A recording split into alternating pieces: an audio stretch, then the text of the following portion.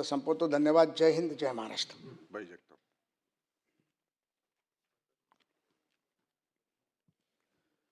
सभापती महोदय, खऱ्या अर्थाने महाराष्ट्राने राजकारणातला दादा माणूस, खऱ्या अर्थाने प्रशासनातला दादा माणूस, खऱ्या अर्थाने प्रत्येकाच्या आयुष्यामध्ये मोठ्या भावाची भूमिका हजारोंच्या कार्यकर्त्यांच्या मनामधला मोठा भाऊ दादा हरपलेला आहे. आणि अनेक असे प्रसंग तुम्ही आम्ही पाहिलेले आहेत. राजकारणामध्ये ह्या सगळ्या गोष्टींना तुम्हाला आणि आम्हाला सामोरं जावं लागतं.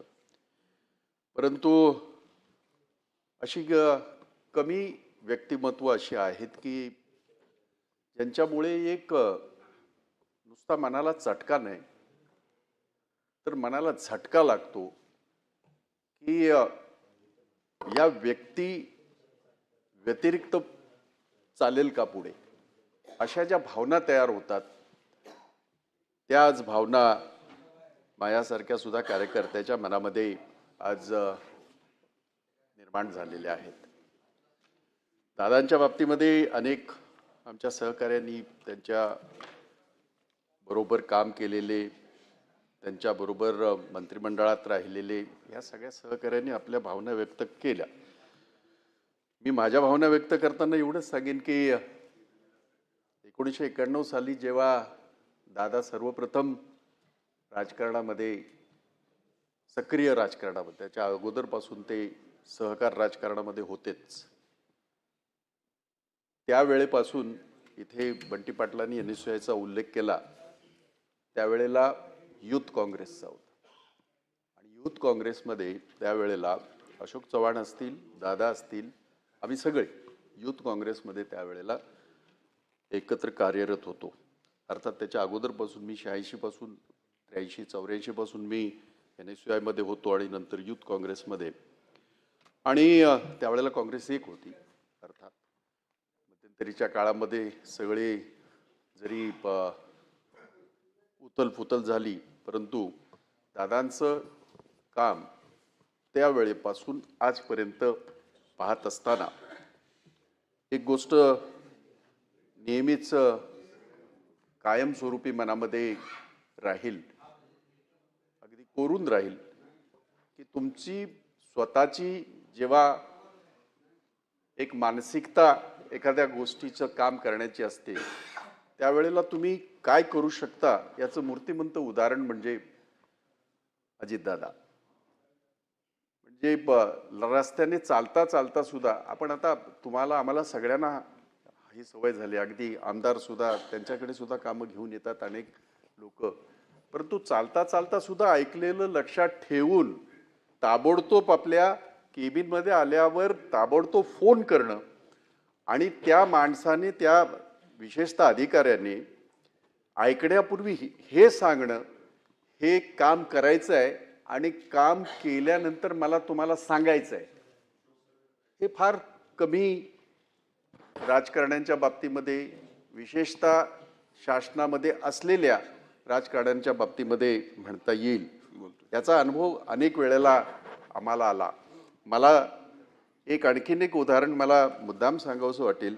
एक माजलेला एक माणूस मुंबईमधला, त्याचं नाव यासाठी घेत नाही, फार माजलेला माणूस आणि म्हणजे आपले संबंध फार फार आहेत आणि त्यामुळे, आणि फ्रॉड माणूस.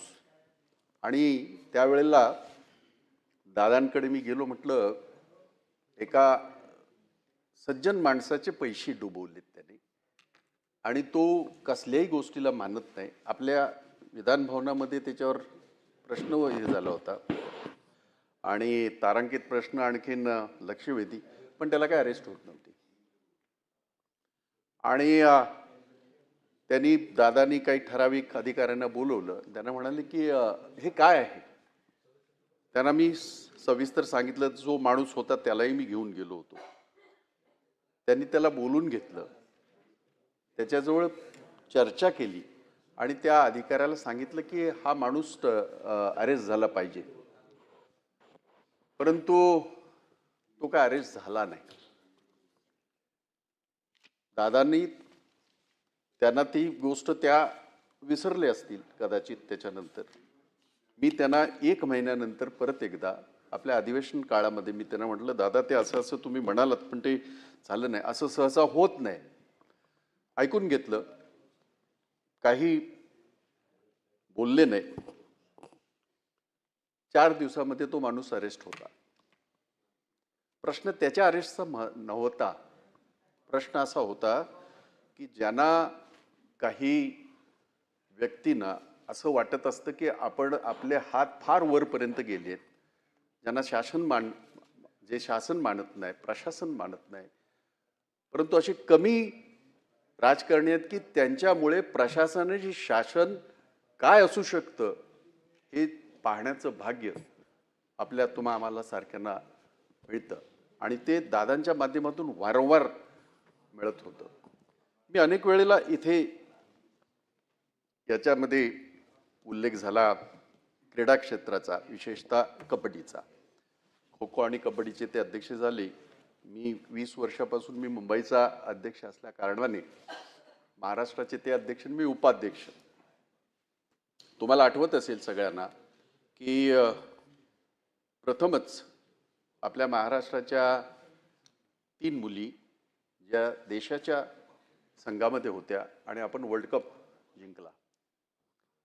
दादांना आम्ही म्हटलं की दादा, सर्वसामान्यपणे आपण 10 लाख पण जास्तीत जास्त 25 लाख अशा आपण करतो, परंतु ह्याच्यात वेगळा निर्णय घेणं गरजेचं आहे आणि एक मेसेज जाणं गरजेचं आहे.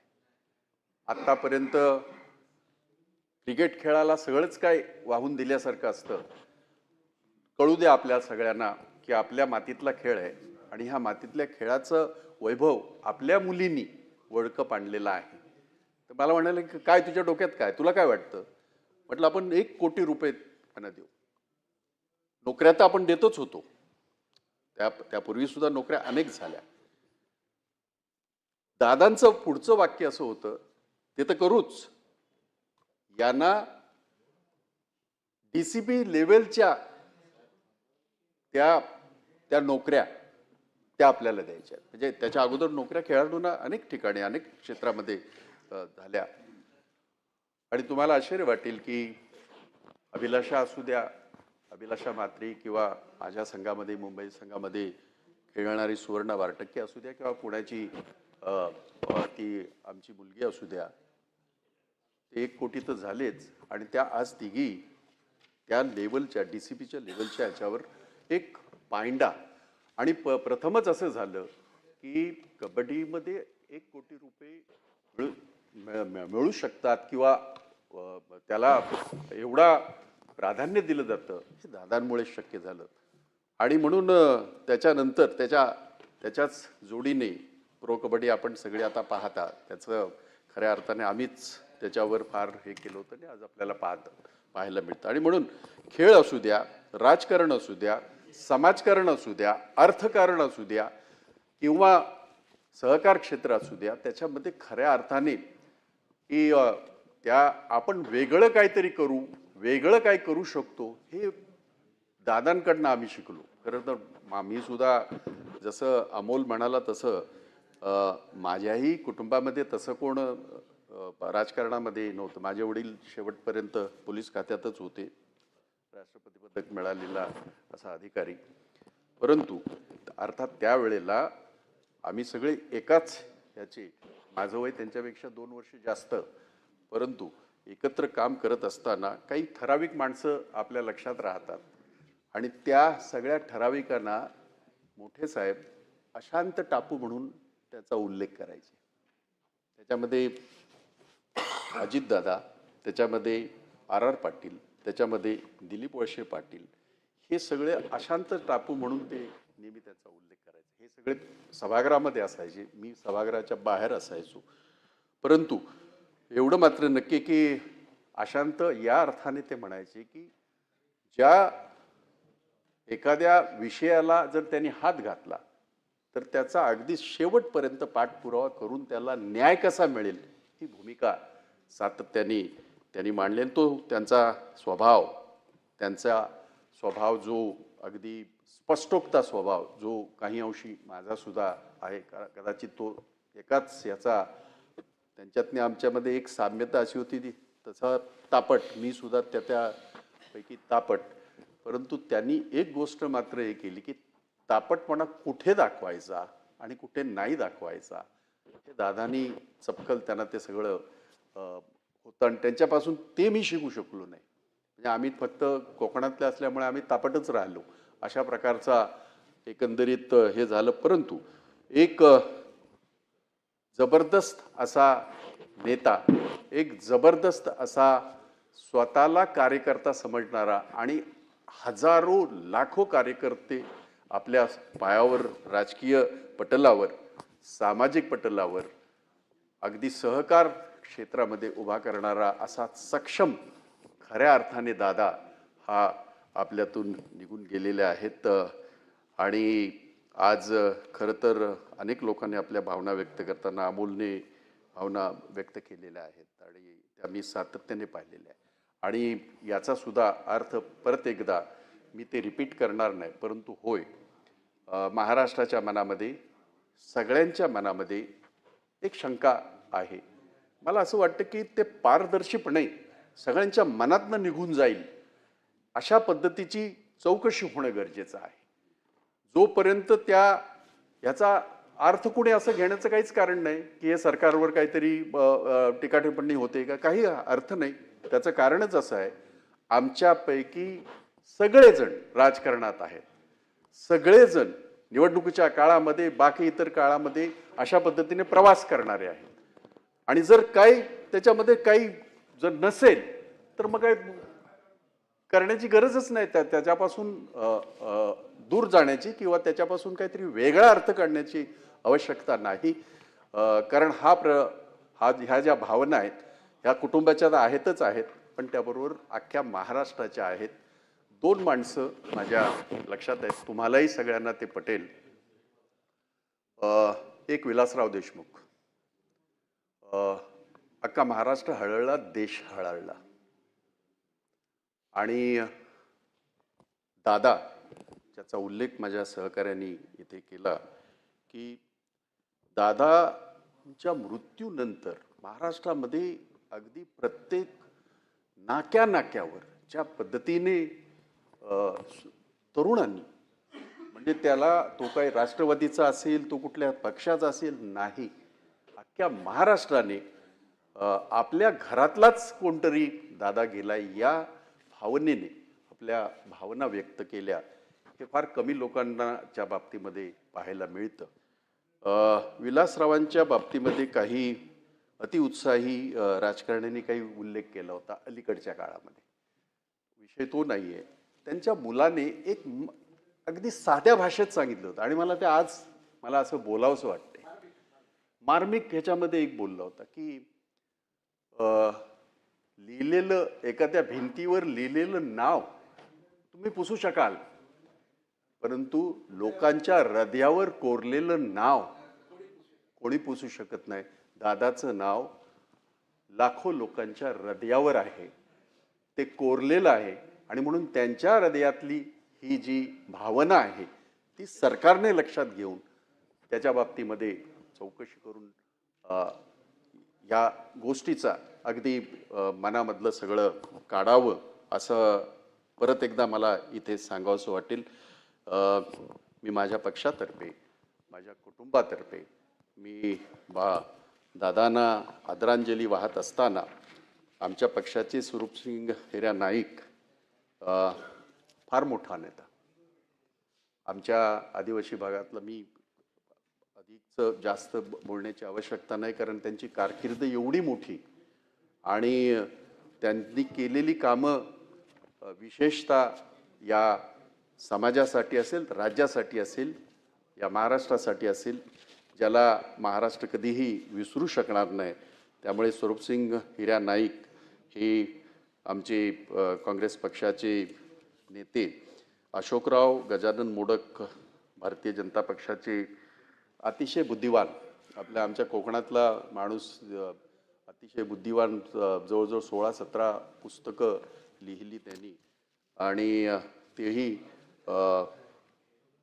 2 जानेवारी या 2 जानेवारीला तेही आपल्याला सोडून गेले. गंगाधर पटले जसं इथे अनेक लोकांनी उल्लेख केला, ग्रंथालय आणि हा बुद्धीचा जो काही ठेवा आहे त्याचं जतन झालं पाहिजे या भावनेतनं त्याने अख्ख्या महाराष्ट्राभर जी चळवळ उभी केली ते सुद्धा 11 जानेवारीला आपल्याला सोडून गेलेले आहेत. नीलाताई देसाई यांच्या बाबतीमध्ये अनेक सहकाऱ्यांनी सांगितलं की यांनी खरं दाखवून दिलं की राजकारणामध्ये आक्रमक कशा पद्धतीने एखादी महिला जर रस्त्यावर उतरली तर काय होऊ शकतं. म्हणजे मी जर असं म्हटलं तर अतिशयोक्ती होणार नाही. आम्हाला हे माहिती आहे की मृणालताई रस्त्यावर उतरल्याच्या नंतर सरकार हादरायचं, तो एक दबदबा होता. तसाच नीलाताईंचा सुद्धा दबदबा होता शिवसेनेमध्ये आणि महिला आघाडी काय करू शकते हे नीलाताईंनी दाखवून दिलं होतं. हे सर्व सदस्य आपल्या सभागृहाचे होते. मी माझ्या कुटुंबातर्फे माझ्या पक्षातर्फे त्यांना या ठिकाणी आदरांजली वाहतो. शोक प्रस्तावावरती जवळपास 3 तास चर्चा सुरू आहे. 6 सदस्य बोललेले आहेत.